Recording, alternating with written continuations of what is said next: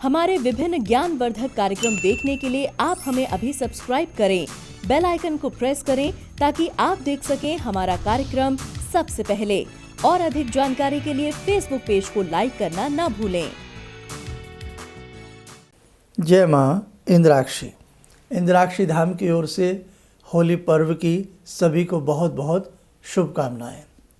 हमारे मुख्य त्योहारों में से होली का पर्व विशेष मान्यता रखता है और विशेष महत्व रखता है।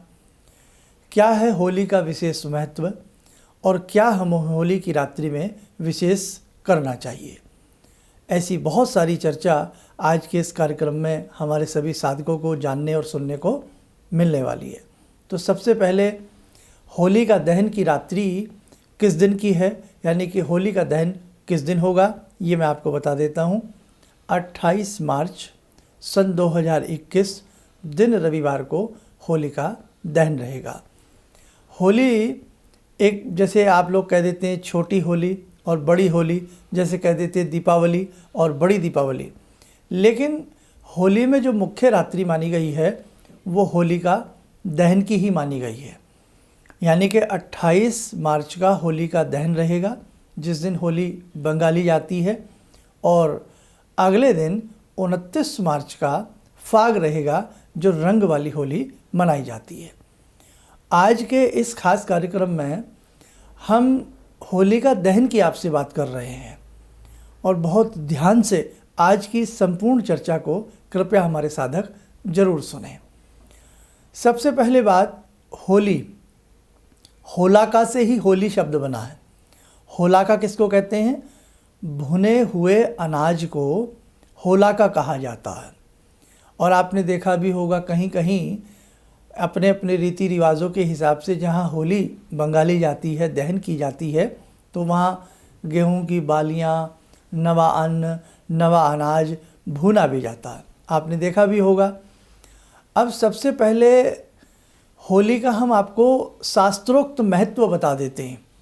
बहुत लोग होली को बस ऐसे ही ले लेते हैं, हल्के में ले लेते हैं। नहीं, ख़ास तौर से इंद्राक्षी धाम से जुड़े जितने भी साधक हैं या जितने भी हमारे नए साधक हमारा कार्यक्रम देखते हैं, हमारे एक एक कार्यक्रम को आप ध्यान से सुनिए।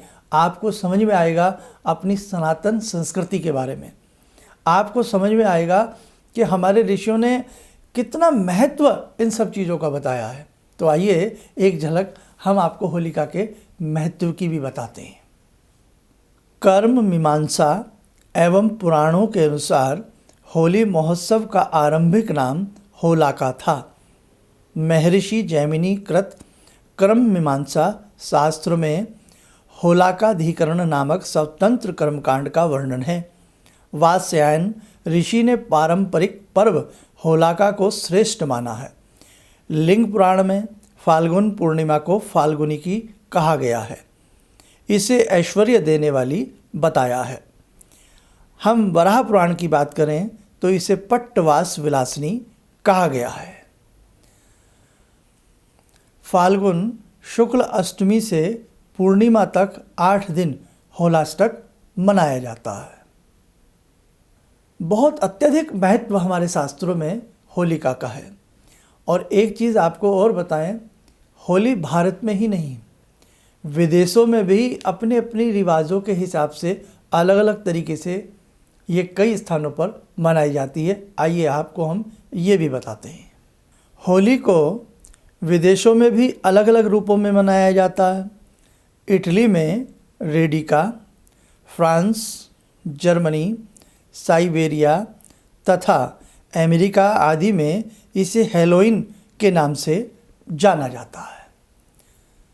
कहने का भाव कि देश हो विदेश हो, हर जगह अपने अपने पारंपरिक रूप से होली मनाई जाती है।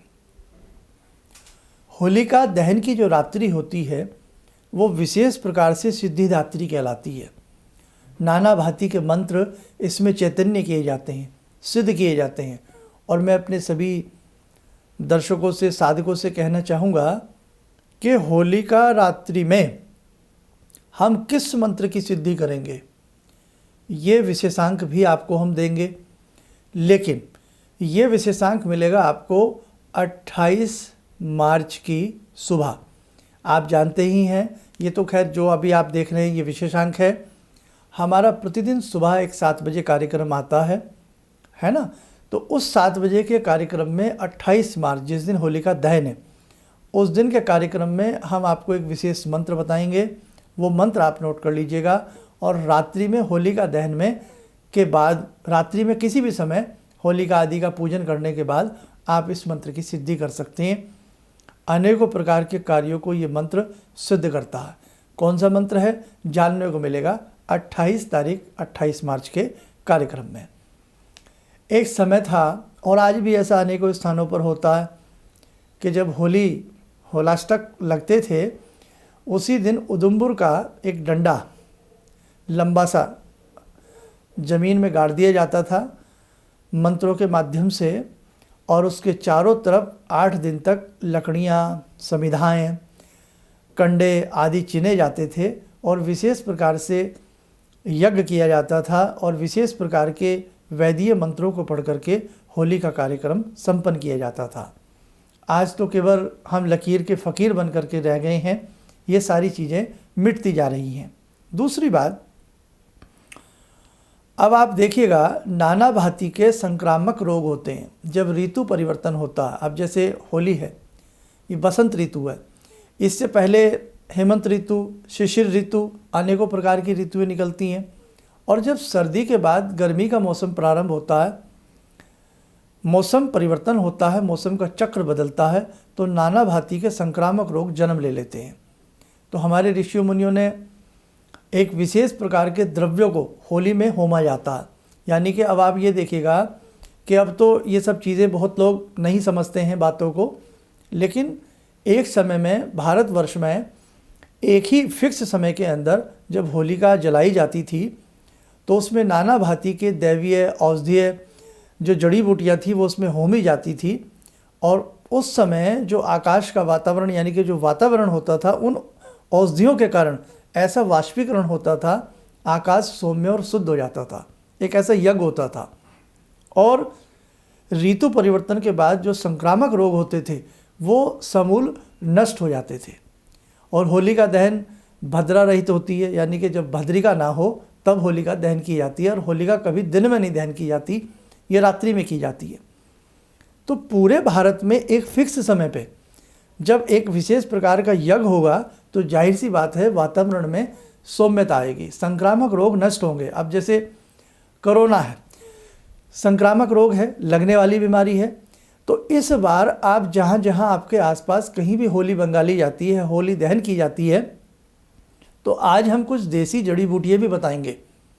मानवता के नाते और अपने हिंदू सभ्यता के नाते, हिंदू संस्कृति के नाते, और होली, तीज और पर्व के नाते आप 5-5, 10-10 रुपया की वो सामग्री भी जहाँ होली जलाई जाती है उसमें डाल के आएँ, ताकि ये ईश्वर की कृपा से जो भी संक्रामक रोग विश्व में फैल रहे हैं, ये ईश्वर की कृपा से दूर हों। साथ ही होली का महत्व अत्यधिक है, भाईचारे का त्यौहार है। आज लोग हुल्लड़बाजी करते हैं, उल्टा सीधा नशा करते हैं, गाली गलौज करते हैं, तो इसमें धर्म कहाँ से आ गया? जिस समय हमारे ऋषियों ने इन सब चीज़ों का नींव रखा, इन सब चीज़ों के बारे में हमें समझाया, बताया, और हम अनादिकाल से ये सब चीज़ें करते आ रहे हैं। क्या उस समय इस प्रकार से लोग हुल्लड़बाजी करते थे?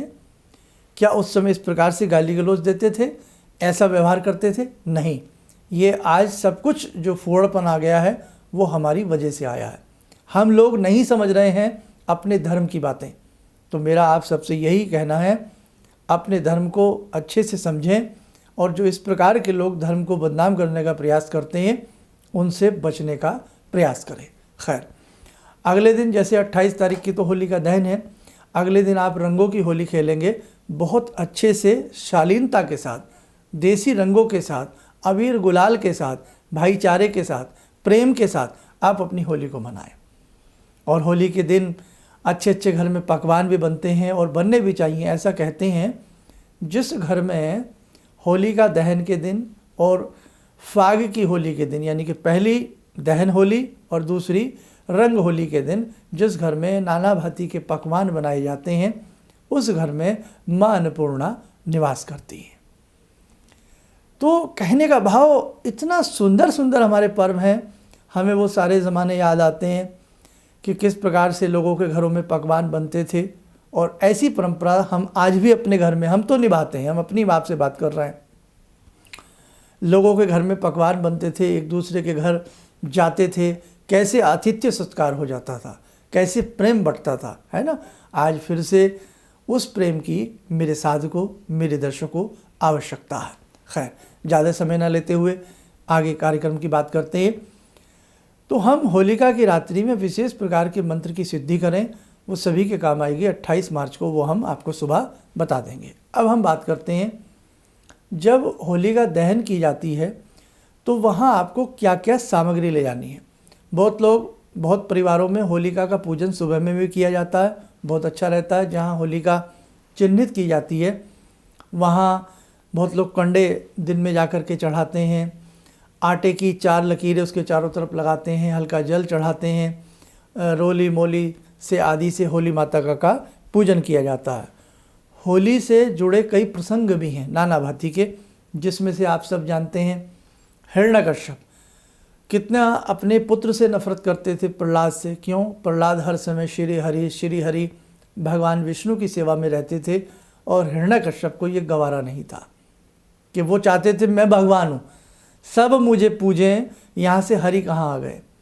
नाना भांति की यातनाएं उन्होंने अपने पुत्र को दी और एक यातना ऐसी दी, आप सब जानते ही हैं क्या, कि जो हिरण्यकश्यप की बहन थी होली, जिसका नाम होली था, बाकी तो आप सब जानते ही हैं, नाना भांति की इससे परंपराएं कथाएं जुड़ी हैं। उन्हें अग्नि सिद्धि थी। अग्नि सिद्धि ऐसी थी कि वो प्रतिदिन अग्नि स्नान करती थी। प्रहलाद की बुआ, हिरण्यकश्यप की बहन, प्रतिदिन अग्नि स्नान करती थी, यानी कि उसके चारों तरफ अग्नि जला दी जाती थी, लेकिन श्लेष मात्र, तिल मात्र भी अग्नि उसके शरीर को छू नहीं पाती थी। इसको कहते हैं अग्नि सिद्धि। तो हिरण्यकश्यप ने यही सोचा कि मैं अपने पुत्र को इसकी गोदी में बैठा दूं और होली तो जलेगी नहीं, ये प्रहलाद जल जाएंगे, इसमें भस्म हो जाएंगे।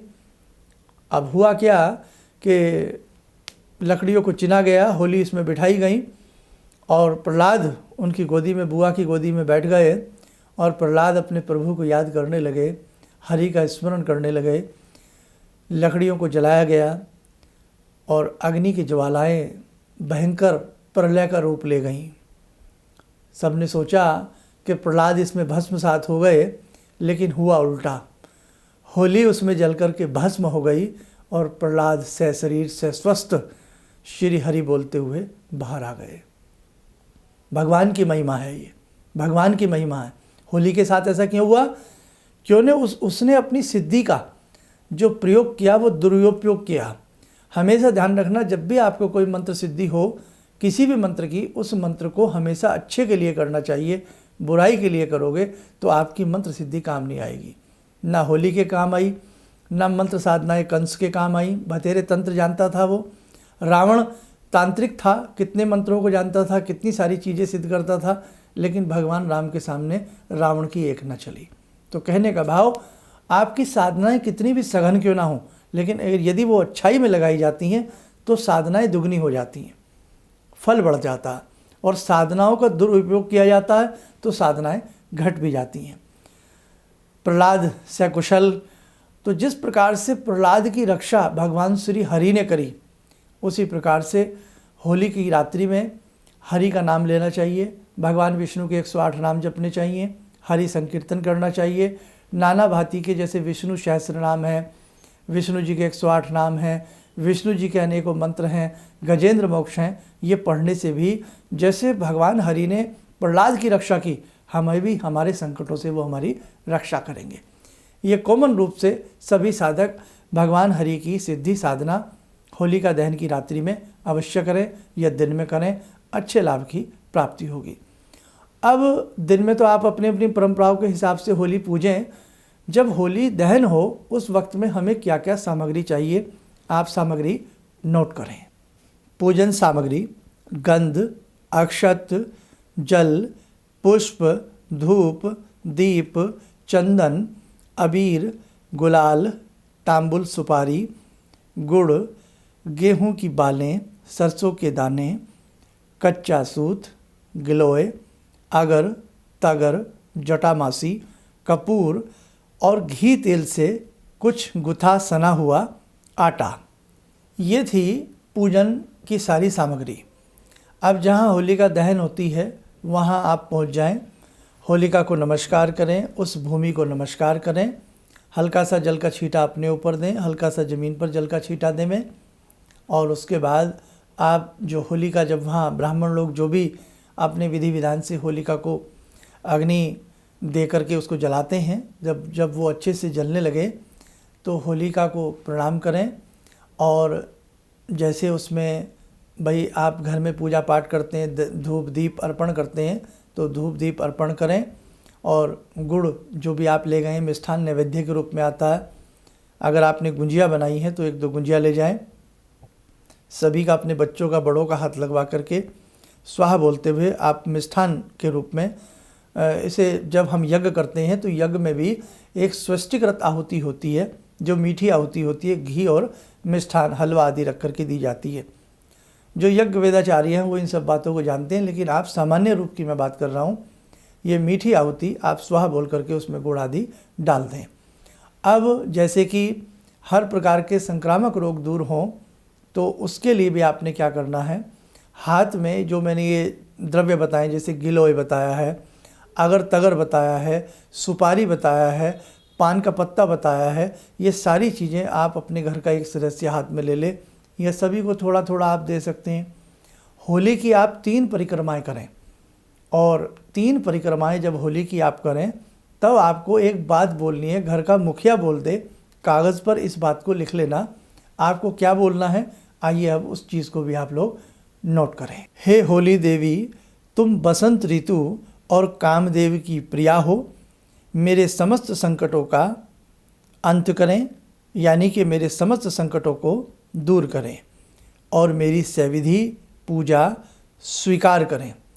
ऐसा बोलते हुए हम 3 परिक्रमाएं लेंगे और जो भी सिर्फ कच्चा सूत अभी एक तरफ रख लें, बाकी जैसे अगर तगर सारा सामान हाथ में ले लिया है और स्वाहा बोलते हुए आप उसमें अग्नि की ज्वालाओं में डाल दें। अगर तगर औषधीय कार्य करते हैं, जटामासी औषधीय कार्य करता है, गिलोय भी रोगों को दूर करता है। और आपने देखा है कितनी गिलोय सब ने पी है पीछे, तो गिलोय भी रोगों को दूर करता है। तो जब हम ये जड़ी बूटियाँ उसमें भस्मसात करेंगे, कपूर आदि सभी कुछ, तो आकाश में एक सौम्यता का वातावरण आता है, नाना भांति के रोग दूर होते हैं संक्रामक। तो देखो हज़ारों वर्ष पूर्व हमारी ऋषियों की क्या सोच रही है कि भाई एक फिक्स समय पे होली का दहन करें। और ये तो मैंने आपको बहुत कम सामग्री बताई है, ऐसे ऐसे द्रव्य हमारे ऋषि मुनियों ने बताए हैं कि कायाकल्प हो जाए, वो उसमें होमे जाते थे, डाले जाते थे। अब बहुत सारे सामान तो आपको मिलते ही नहीं है, तो मैं आप सबसे ये भी कहूँगा अगर इसमें से कोई सामान आपको ना मिले तो कोई बात नहीं, आप उतना ही रखें। अब इसमें 2 चीज़ें बच गई आपकी, एक सना हुआ आटा बच गया है ना, पीली सरसों वगैरह सब उसमें डाल देना आप।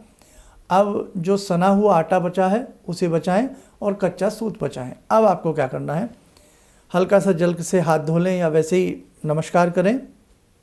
ये कच्चे सूत का उपाय बहुत अच्छा रहता है, ये मैं फ़िलहाल बता देता हूँ।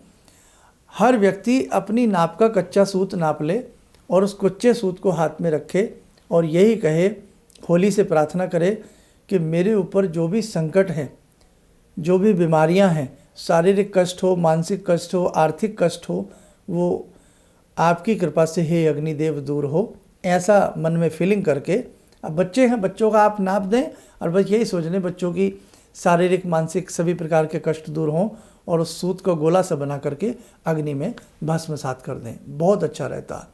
हर वर्ष आप ऐसा कर सकते हैं। अब जो आटा बचा है, सना हुआ जो आटा बचा है, उस आटे का गोला सा बना लें, सबका हाथ टच करवा लें और उसके बाद 3 परिक्रमा होलिका की और करें। और क्या बोलते हुए करें, श्री हरि श्री हरि श्री हरि, ओम विष्णवे नमः, ओम विष्णवे नमः, ओम श्री गुरुवे नमः। जो भी भगवान हरि से संबंधित मंत्र साधनाएं हैं या कोई भी चीज़ है, या श्री हरि का गुणगान करते हुए 3 बार वो घी तेल से सना हुआ आटा, थोड़ा सा हो, बहुत ज़्यादा नहीं, गोला सा बना लें, और जब तीसरा परिक्रमा पूर्ण हो जाए तो उसे आप होलिका में ही स्वाहा कर दें। इससे समृद्धि का वास होता है, और जिन लोगों के मन में ये भय होता है कि कोई तांत्रिक टोटका या ऐसी चीज़ तो हमारे ऊपर नहीं कर दी गई है, वो समूल नष्ट हो जाती है।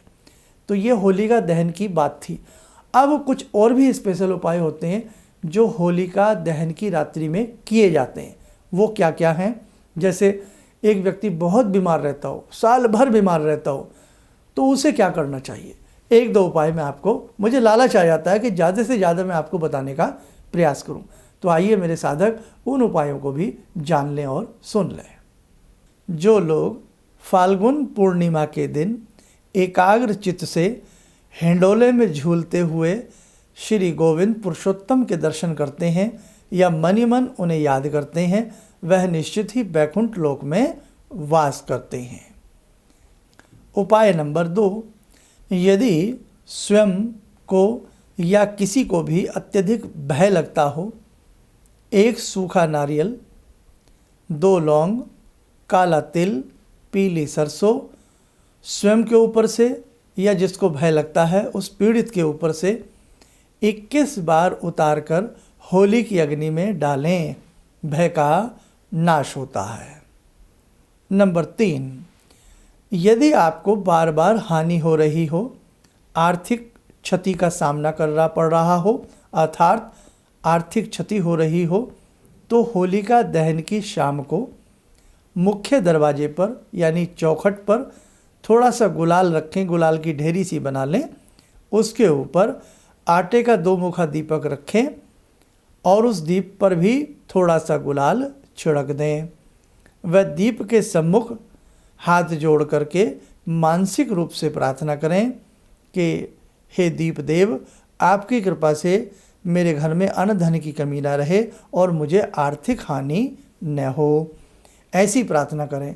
और जब दीप शांत हो जाए यानी कि बंद हो जाए, तो उसके बाद उस दीप को जहाँ होलिका जलाई जाती है वहाँ पर किसी भी समय रखाएं। ये उपाय आपको शाम को ही कर लेना है। तो ये कुछ और उपाय हमने आपको बताए हैं, इन्हें भी आप कर सकते हैं। इसी में से एक उपाय और है जो आप 2 दिन करना। होलिका दहन की रात्रि में या संध्या के समय जो आपका मुख्य दरवाज़ा है उस पर जैसे गुलाल आपने ले लिया है, उस गुलाल की 3 रंग का गुलाल ले लें, जैसे हरा हो, पीला हो, लाल हो, 3 उस पर रेखाएँ, लंबी लंबी सी रेखाएँ अपने मुख्य दरवाजे पर गुलाल की लगाएं और इस भावना से लगाएं जैसे लक्ष्मण रेखा खींची गई थी कि कोई भी आसुरी शक्ति, क्योंकि बहुत लोगों को भय रहता है कि होलिका की रात्रि में हमारे ऊपर कोई जादू ना कर दे, कोई ऐसा ना कर दे, इस प्रकार के भय लोगों के मन में रहते हैं।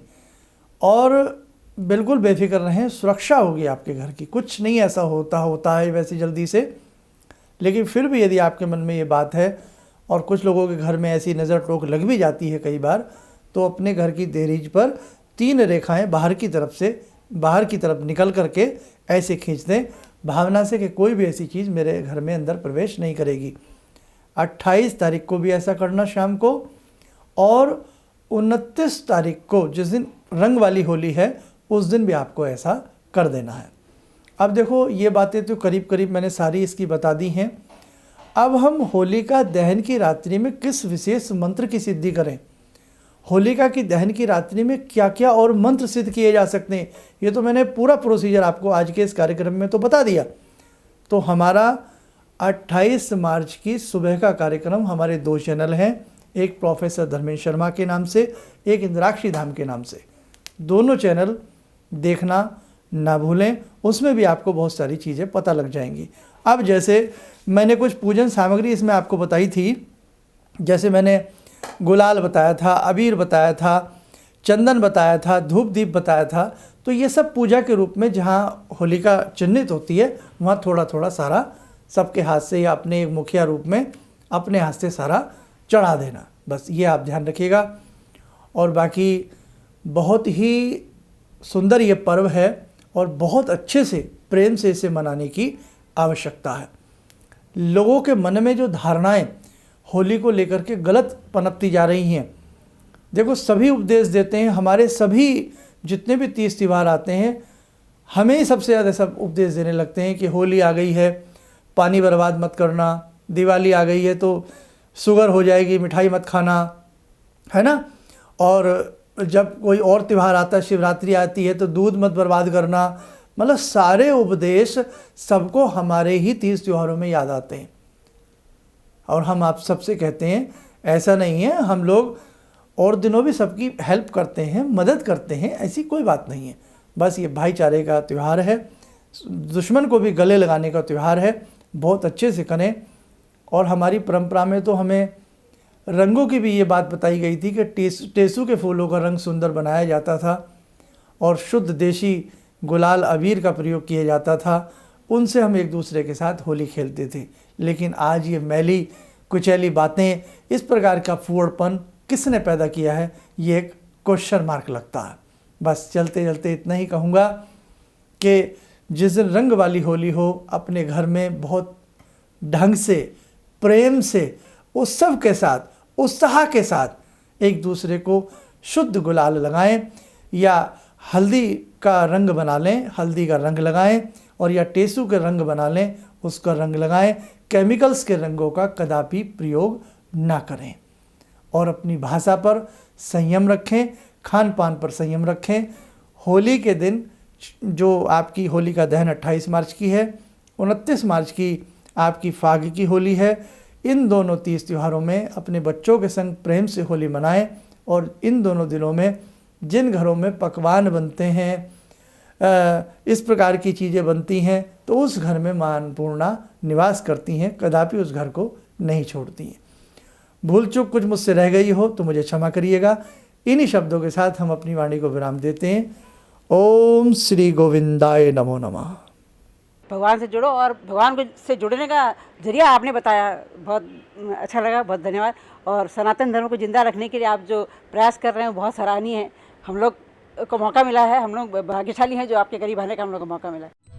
किसी भी समस्या के समाधान के लिए मिले प्रसिद्ध हस्तरेखा एवं वास्तु विशेषज्ञ प्रोफेसर धर्मेंद्र शर्मा जी से। नोट: शिविर में भाग लेने हेतु एवं व्यक्तिगत रूप से मिलने के लिए कॉल करने का समय सुबह 10 बजे से शाम 6 बजे तक। हमारे विभिन्न ज्ञानवर्धक कार्यक्रम देखने के लिए आप हमें अभी सब्सक्राइब करें, बेल आइकन को प्रेस करें ताकि आप देख सकें हमारा कार्यक्रम सबसे पहले। और अधिक जानकारी के लिए फेसबुक पेज को लाइक करना न भूलें।